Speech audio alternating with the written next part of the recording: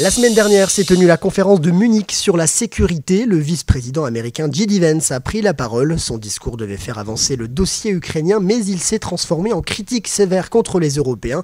Résultat, la situation en Ukraine reste toujours au centre des discussions, Vicky Varroquier. Le vice-président américain J.D. Vance a prononcé un discours percutant lors de cette conférence, s'écartant des thèmes de sécurité.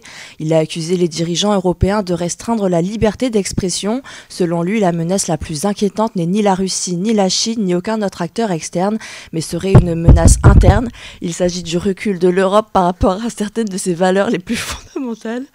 Des valeurs qu'elle partage avec les États-Unis, a-t-il déclaré. Le message s'adresse surtout à l'Allemagne, où l'AfD, parti d'extrême droite, est isolée politiquement par un cordon sanitaire, une stratégie adoptée par les autres forces politiques pour empêcher sa montée au pouvoir. Cette intervention a suscité de vives réactions, notamment de la part de responsables européens. Le chancelier allemand Olaf Scholz a expressément rejeté ces propos. Côté français, le chef de la diplomatie, Jean-Noël Barrot, a réagi sur X en disant que la liberté d'expression est garantie en Europe et que personne ne peut imposer son modèle à l'Europe.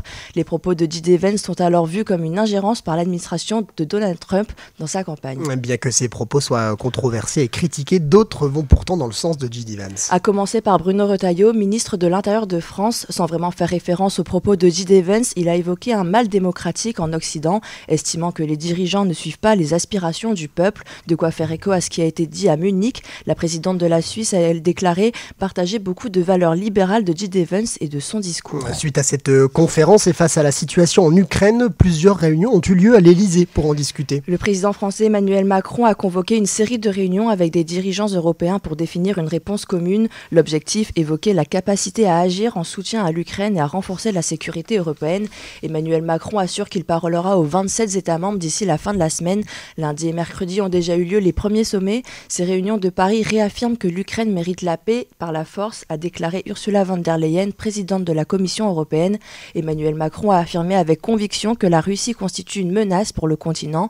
Il a également assuré que la France ne s'apprête pas à envoyer des troupes au sol belligérantes dans un conflit sur le front.